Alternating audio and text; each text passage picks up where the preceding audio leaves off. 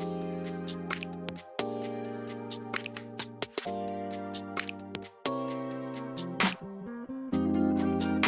am notorious for saying inappropriate things, and that catches a lot of attention. It's business and beyond. Yep. We're going to get real, man. Let's do real it. Talk, real people. And I started saying things like, if you're a salesperson, we're the same person. Every salesperson that was out there started screaming, I feel you, man. Are you sure you're not confusing inspiration with jealousy? We'll go halfway in, okay? I'll meet you halfway. Create a new word. We'll say Inspirellicy. I like that. Inspirellicy. Why were you working 2 jobs at such a young age? And it was because I had a cocaine habit that really was detrimental to my growth. How do you stand out in a sea of the same? You build a personal brand that is different than everything else that's out there. Welcome to Business and Bourbon, where we have real talk with real people. I am Ronell Richards, the creator and host of Business and Bourbon. We bring in professionals at all stages of their career to have real talk. We talk about the things that you're not going to hear on other podcasts. I want you to succeed, and I understand that in order to succeed, we have to get into some things that, quite frankly, people just normally aren't so comfortable talking about, but they're necessary for your success in business and entrepreneurship. Today's episode, we get realer than we ever have. And so I want to make sure that before you listen to the episode, you understand what it is that we're going to talk about. We talk about personal branding in this episode, which is something that should be important to every professional out there. If you're in the business world, you need to be thinking about your personal brand. And then we move into something far, far darker, but real, very real. And this is something that statistics say affect every single one of us out there. Whether it is directly or indirectly, we are all touched by substance abuse in the professional world, whether that be illegal substances or legal substances. It is a real issue and a real problem that we're all touched by. So we wanted to make sure that we did a show where we talked about that. We brought in Mr. James Buckley, and to Mr. Buckley's credit, prior to the show, I sat James down and I said, hey, look, what is on the table and what isn't on the table? We want people to talk authentically and from the heart. So we have to make sure that before you get on the show that you know what you're signing up for and that you're okay with that. And to his credit, he said, you know what? I know that my story is going to help people and will resonate with people. And I applauded that. And so I'm very happy to bring him to the Business and Bourbon show. Now, with that said, I want to leave everyone with, if you are dealing with substance abuse issue or mental health issue, I want to leave you with a hotline to call. Get help, okay? Get help. You're not alone. And that hotline is 1-800-662-4357. And that is for the Substance Abuse and Mental Health Services Administration. With all that said, it's time for the show. So I want you to grab your favorite glass, grab your favorite mug, your favorite cup, pour in your favorite beverage, whatever that may be. If it is bourbon, if it is coffee, if it is kombucha, I don't judge. Pour whatever you want to pour in there, pull up a seat, and enjoy a little Business and Bourbon. Welcome back to Business and Bourbon, where we have real talk with real people. I am your host, Ronell Richards. I am here hanging out in King and Duke in the heart of Atlanta. I'm looking out the window and it's beautiful. I'm looking at the Buckhead. I don't know what they call this, the Buckhead Center or something, but Christian Dior and all the other brands of affluence. And it's cool because it's really like motivating. It's cool to look around and see all this great commerce going on around us. So anyway, here at King and Duke, if you haven't been, if you're in the city of Atlanta, make sure you get there. You'll probably see me at the bar enjoying a drink or having one of their great entrees. Really dope place. So make sure you get through here if you're in Atlanta. Today, I am so excited to introduce this guy that I've got on the pod. He's someone that I've admired from afar for what he does with his personal brand, which is super powerful. He's a corporate guy, so a lot of you guys can identify with, because there's a lot of folks, I get questions all the time from people that are asking me, hey, I'm in corporate, I work for this company, that company, how important is my personal brand? How do I build it? This guy's been really masterful at building his own personal brand, but we're going to talk about that a little bit.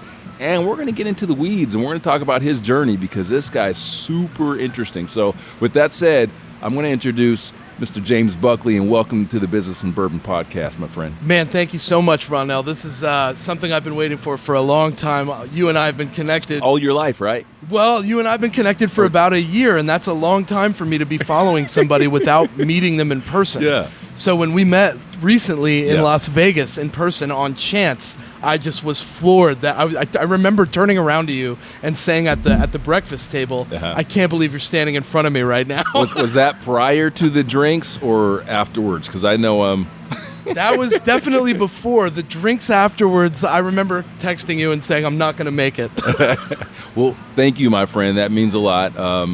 Yeah, I'm flattered. That's pretty cool. Yeah. Now back to you. So why don't we go ahead and start and just let our audience know a little bit about who you are, what you do, and we'll go from there. Yeah, absolutely. So some of you follow hold me. on. I am sorry. Oh. You know what? We're breaking the cardinal rule here. We sure are. What the hell are you drinking, my I friend? know. I am drinking a Redbreast 12-year. Yes. It's an Irish whiskey. I spent time in Ireland early last year. If you've not been to Ireland, put it on your bucket list.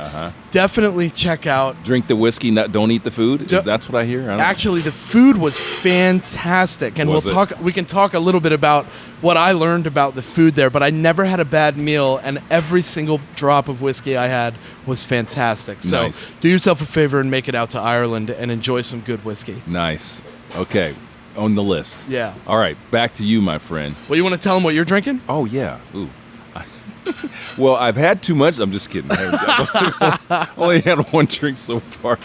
I am drinking this is called a Surfer on Acid, and it's not the typical drink that I would order. However, here at the King and Duke, the beverage manager, Clark Anderson here, who is a good friend of the program, has crafted this drink, and it has Jägermeister in it, which is something that normally would never touch my lips. However, they've managed to class it up, and they've got some infused this and some tea, some flowers, and there's a lot of stuff in there. If you get to Atlanta, get to the King and Duke, because they really take pride in these drinks. And so they've done a whole lot with this, and I don't know everything they've done, but it's delicious and I'm enjoying it. And I never thought I would say that about a drink that has Jägermeister in it. Jaeger's definitely an acquired taste. For those of you that don't know, Jaeger is German for hunter. Meister is German for master. So it's actually Hunt Master. That's what Jägermeister translates to. Hunt Master. All right. Alex Trebek will appreciate Jeopardy knowledge. I'm full of it. All right, my friend. So tell us what you're doing now. Yeah, so right now I'm working for a company called Ringlead. Shout out to my family at Ringlead. What we do is big data management. So our aim is to help with marketing and sales alignment using the data that you already have. So we do things like remove duplicate records from your CRM. We enrich your data so that you always have the most up-to-date contact information and firmographic information on companies that you might be doing business with or prospecting. Yeah. And then we also do lead generation. So we provide you with the contact information that you might need to be able to make an impact in your industry. Awesome. So if that's something that falls under your umbrella, it's definitely a data-focused industry today in business. Most businesses make decisions based on their data. Data and analytics. That's right. So we focus on that area, and it's done me really well. I'm very fortunate to be involved in the Salesforce ecosystem. Yep. And as a matter of fact, I understand that your favorite drink. What is your favorite drink? My favorite whiskey is the Yellow Spot. Yes, which is expensive. So this guy is doing pretty well. The Yellow Spot is an Irish whiskey from a distillery called Mitchell's & Sons. And Jameson just recently purchased that distillery, as I understand it. Don't quote me on that. Yeah. Well, it's delicious. It is pretty good. I had it for the first time with you. Yeah, in Las Vegas. Yes, Yeah, that's and right. It was really good. So I appreciate that. So one of the things that I feel is super important to the audience, and the reason why part of the reason I wanted to bring you on, is that you have really created a super powerful personal brand. And people in corporate don't necessarily understand the importance of building a personal brand and what that means to them in their career. And I have people that ask me about this all the time. Like, okay, what should I work for this big company, and should I be focused on branding as well? And man, I tell them 100% every single time. And so tell us a little bit about your personal brand and kind of, I want to share the journey with that. Yeah, absolutely. First of all, what's your catchphrase? What is so you might know me better on LinkedIn. I'm pretty well known as James Say What Sales Buckley. Hashtag Say What Sales, my catchphrase that I end all my videos with. Can we change that to Say What? Say what? So that's kind of why I chose that. Was number one, it has a really nice alliteration to it, so it's very catchy. But the other part of it is that I am notorious for saying inappropriate things, and that catches a lot of attention. So people say what? Like, it's amazing. Say what sales? Like, I will catch somebody's attention by saying something that is totally outside of the box and different. So you remember me forever. Yeah. That's like the name of the game, right? I want you to know who I am when I call you. So when I say when I put a 1-minute video out, my catchphrase that I end all my videos with is, if you're a salesperson, we're the same person. Mm-hmm. And I need that because I want people that are in sales to know they're not alone. Mm-hmm. That was part of my journey, was that I was thrown to the wolves. My trainer, Zach Metters, God love him. God bless you, Zach Metters. Shout out to Zach Metters. You are incredible. I don't know you, but I'm sure you're a good dude. He was really good about saying to me, you're on your own in this. Mm-hmm. You've got to build what you need to be successful on your own. So when I would ask him a question that I should already know the answer to, he would say, well, let me Google that for you. What? And I thought to myself at the time, what a jerk, right? Yeah. I can't believe I worked for this guy. It turned out to be the best thing for me because I stopped asking him questions I should already know. Get the answers. That's right. And it really changed the way I did business. That's what's up. I like that. Yeah. And so one of the things I want to bring attention to, where you've created the slogan and all that, and I think some people think, oh, slogan, cheesy, whatever. Here's the thing about that. People will always remember. People will always remember. They know Say What Sells. That's James. Matter of fact, when I was in Vegas and I ran into you, this guy in the middle of a conference hall said something, and I heard like a half a dozen people out there say what? Say what? Say What Sells. I'm like, what the heck? Yeah, that's right. It's funny. I do Dreamforce every year. Dreamforce, if you don't know, is a giant Salesforce conference in San Francisco. 250,000 people crammed into the Bay Area, all looking to learn something about growth. Yes. And I think growth is such an interesting concept in business today. I talk about this a lot because it's an irony that we live with. Every company, everywhere, no matter your size, big, small, medium, doesn't matter. You're asking yourself, how do I get to the next level? How do I do more, be more, affect more people's lives? And sales reps, SDRs, business development reps everywhere are calling you and saying, I want to help you get there. And we're programmed to say, take me off your list and stop calling me. I'm not interested. Yes. And I don't understand this paradox. Okay, I want to bring it back real quick. I want to bring it back because we're going to talk. You're the sales guy. I get it. A lot of people that are listening to our podcast aren't salespeople. Right. I want them to understand the importance of building that personal brand. So as it relates to you, I've seen you build your brand. Yeah. And I see how marketable that's made you. Yep. There are companies out there that are looking at you, and they look at you as a sales expert, and they want you to be part of their team. Yep. This is something that I've had talks actually with my wife about, who's not in sales. She's not in business. She's a chemist. I say, look, if you establish yourself as that voice, that person, like you've done, James, people are going to come to you for that. Your opportunities will come to you as well. But in addition to that, you also are letting the world know, you're exposing them to your talent and your craft, whether that is sales, like you, or if it's something else. If you're not taking control of your brand and your online presence, you're missing out. Everyone doesn't have, you're a charismatic guy. Yeah, right? That's true. And, you're great on video, you're great presenting, all that sort of thing. Everyone doesn't have that, I know exactly what you're saying. But that's okay. Yep. You have to still participate. Put something out there. Whether that be a blog, whether that be just regular LinkedIn content, whatever, that lets companies know, hey, this is who I am, and I'm an authority on this, and you're going to give yourself a leg up. Wouldn't you agree? I would agree 100%. I think people don't realize that the first thing somebody does when they decide whether or not they're going to speak to you or engage with you is look you up. Mm-hmm. And when they don't see anything, there's no reason for them to get back to you. So I talk to people all the time that want to start building their personal brand, and I always ask them the same question: what's stopping you right now? And they never have an answer. I've never had anyone be like, well, I want to wait until, and then there's a good thing right there afterwards. I'm always quick to say, I don't hear anything that sounds like it's stopping you. We live in this world where you can turn your phone around, your camera on your phone around, and capture a moment. I grew up in the 90s when that wasn't possible, where cold calling was the only way to do sales. Door to door was where you were stuck if you were a sales professional. So when you look at it from that perspective and you think about change, your personal brand is exactly what the world is looking for. You have a buyer persona out there that relates to you. Focus on that vertical. My job is to help salespeople sell using the data that already exists. Because of that, I need them to relate to me. So when I created #SayWhatSales, and I started saying things like, if you're a salesperson, we're the same person. Every salesperson that was out there started screaming, I feel you, man.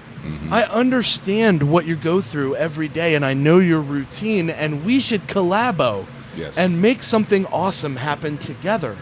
And that opened the door for conversation. So for what it's worth, you've got to start being yourself out there online. Step into the light and stop living in the shadows of what other people think. Doesn't matter what they think. What matters is what you think and what your sphere of people you keep around you think about your success and how they can help you get there. I could probably go on about this for hours. And again, just straight from a business perspective, okay? Listen, I am in corporate, or I work for whomever I work for. What is the benefit to me in participating in LinkedIn? And let's be clear, when I talk about social media and I talk about your digital presence, I'm not talking about Facebook, I'm not talking about Instagram, I'm not talking about the fun social media pieces. I'm talking about LinkedIn. LinkedIn was basically a portal for putting your resume on for quite some time. And it still is. However, it has evolved, and it's giving you the ability to evolve with it. If you're just putting your resume on LinkedIn, you are missing out because you have competitors that are doing more. And that's going to give them the leg up. We have how many people in this country? We've got 300 million people in this country. We've got 400 million profiles on LinkedIn.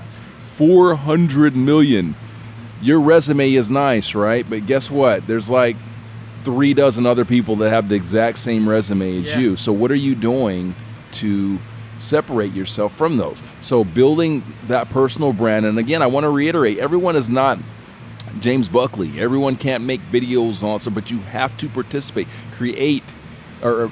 participate in the brand. Make sure that your profile's good. You're getting pictures like from my man Nick F. Nelson. Make sure that your shout out to Nick.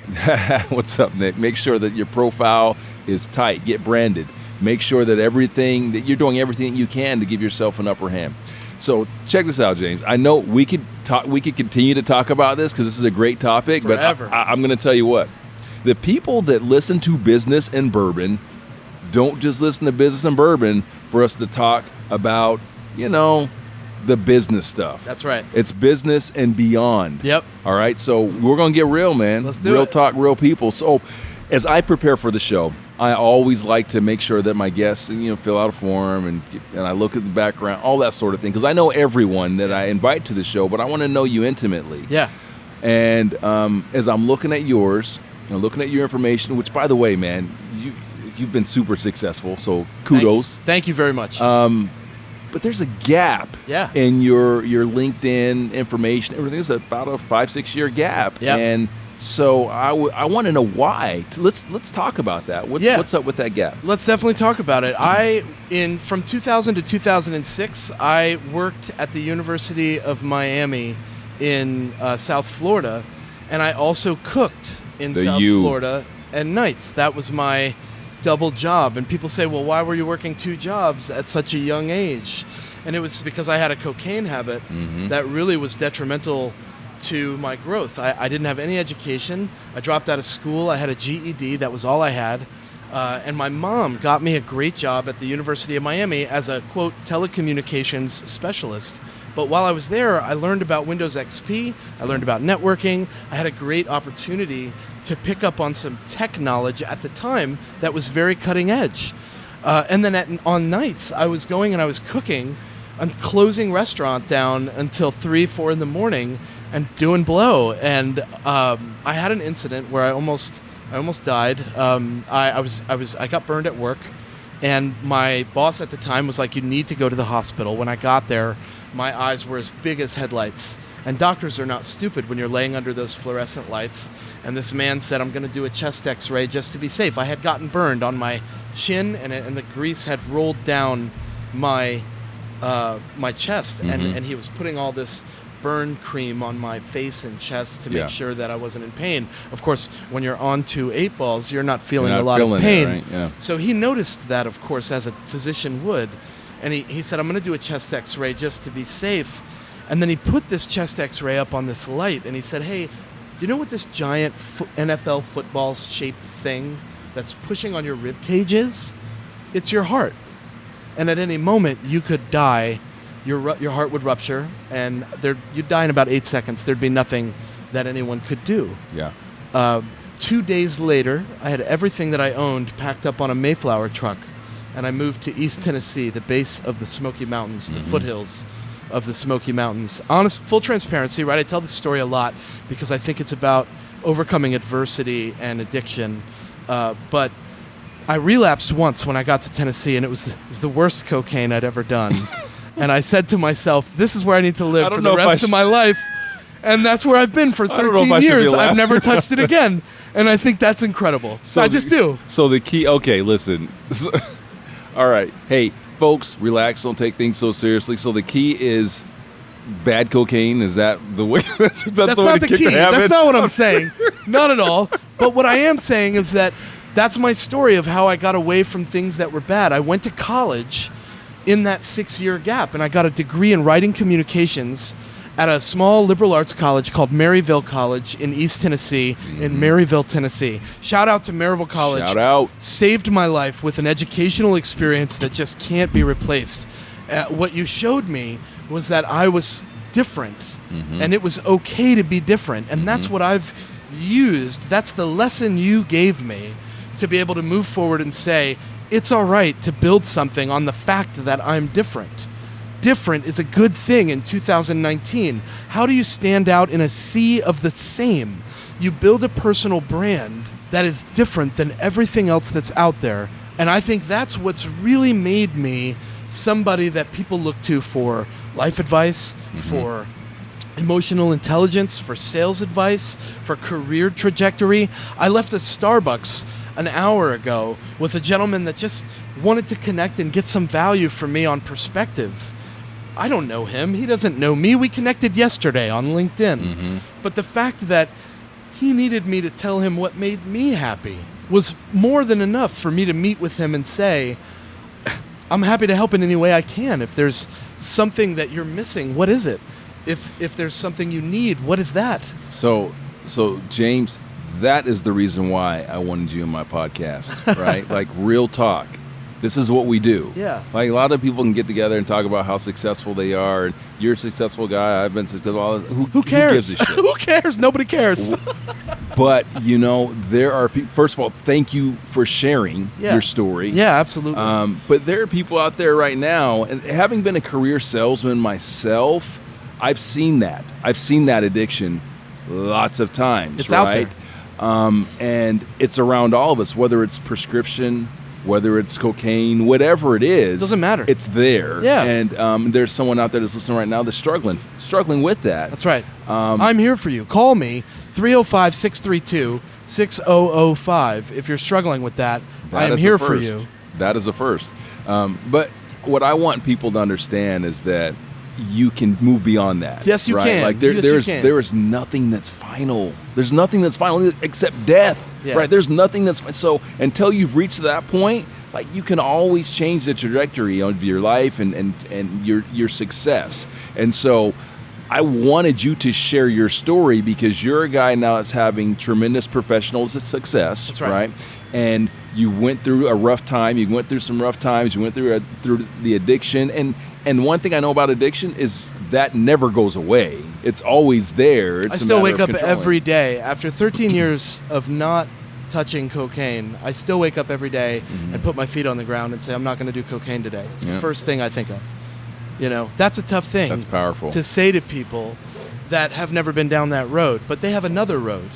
They have another obstacle. They have another challenge that they deal with. Yes. And I think those challenges are just things that we can overcome. They're perceived challenges. They're something someone else has put in front of you and said, you can't. I'm here to tell you, you can. You know, don't put those obstacles that other people have in front of you and think they're yours. They're not. They belong to those other people that have that fear. So for that professional out there that is dealing with addiction, and there are a lot, especially in entrepreneurship, there are a lot. Listen, this is one of the dirty little secrets because it is so hard. It's so hard, and so we have coping mechanisms, right? And for some people, they want to try to stay up and work as much as they can work, or do things to keep it going. It's a dirty secret.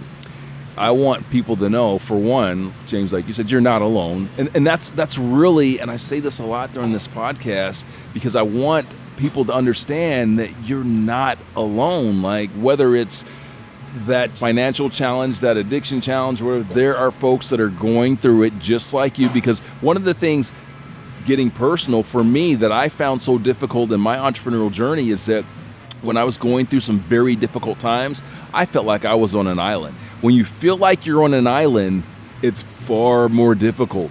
Like you think thoughts that you would never think normally, like, maybe I don't want to be around anymore, that sort of thing. And this is real talk. And so I feel that in sharing, again, it helps us all to grow, helps us all, for one, to know that, again, we're not alone, but we can also, through that shared experience, know, hey, look, maybe some of the things that I'm going through aren't that bad. I can look at James Buckley and I can see what he's done in his professional career, and I can see how he's overcome those issues. I can look at Ronell and see the things he's overcome. So you know what? Maybe my stuff isn't that bad, and I can achieve those same levels of success as well. It's, I think we forget there are others out there that can relate. When I started Say What Sales a year and a half ago, largely due to Nick Nelson and Morgan J. Ingram and Ronell. Shout out. The people that I have followed for a year and a half since I started Say What Sales, I can tell you that Ringlead was the home for Say What Sales, because when they said to me, we want to affect people the same way, but using data or using something else, I was like, well, whatever it is, it doesn't matter. The fact that we feel the same way about what business is, the relatability was what attracted me the most to a company that felt the same way about what success looked like. Yes. That was what was the deciding factor for me. And now, you could say that Cirrus Insight was my platform for 4 years to help me know where I wanted to go with my life. Thank you for that, Cirrus Insight. And now that I've found a company that wants that to happen, it's even that much more potent. So to go back to your original question about how corporate people can build a personal brand and what that looks like, stop asking for approval and start asking what you want out of life, and attach your personal brand to the problems that you know how to solve, and give that gift to the world. And what you'll find is that everyone else that has that problem knows who you are and respects the fact that you can help them get over that hurdle. That is the basis of everything we are as human beings today. And what value looks like. Yes, I could do this all day. Preach. I love it, man. I love it. So part of what we do here at Business and Bourbon is giving people a realistic view of what success looks like, and helping people to navigate those pitfalls and those issues and those concerns and all that stuff that we all have to deal with. But it's also, I want people to understand that the people that you're looking at, the people that you respect, whether it's myself, whether it's James, or the other folks out there, that we are all on this human experiment together, and we are all flawed. One of the things that I'm going to start a campaign that's going to be like, I'm going to start making t-shirts, guys, and it's going to be that big old circle with the X through, and and in the middle of that X, it's going to be entrepreneurial porn. Let's stop entrepreneurial porn. Okay, you guys know what I'm talking about. This is your Instagram and your LinkedIn, and you got everyone in their cars and their jets and all the money and wearing their high dollar suits and all that. Look, I've had all that, got all that. Okay, did it. Who gives a shit? But what it doesn't do, it doesn't prepare people. Doesn't inspire people. Well, I would say that it does, but the wrong way. Like, people are inspired by them. Oh my God, yeah, because I want to have that. Are you sure you're not confusing inspiration with jealousy? Okay, we'll go halfway in. Okay, I'll meet you halfway. Create a new word. We'll say inspirellicy. I like that. Inspirellicy. All right. So, but people look at that and they say, "Hey, look, I want to be that guy. I want to be that person." What we do with our podcasts, with our videos, and all that sort of thing, is really educate people on what it really takes to be successful and what the life really is. And don't get me wrong. Listen, I have loved my career and my life as an entrepreneur. I've loved the freedom, the independence that it's given me, but it's also damn near given me an ulcer and a bunch of other shit. But I just like to educate people so you know what you're signing up for one. But beyond that, you can prepare. And through us sharing, like we're sharing here, people can see that, get past that entrepreneurial porn and that guy that they're looking, or that gal that they're looking at and saying, oh, look, their life is so great. They got all this. They got everything's fantastic. With that said, listen, I really want to thank you for coming out, man, and being part of this thing. It's been my pleasure. And what we always like to do when we close it out, well, it's actually really simple. I'm going to let you do it this time. Oh, because this guy is a hip-hop head, and he's got a great voice. We always end it, well, I end it with a we out, but I'm going to let you end it. We out. 100. Thank you for listening to the Business and Bourbon podcast. Please subscribe, and if you like us, give us a 5-star rating.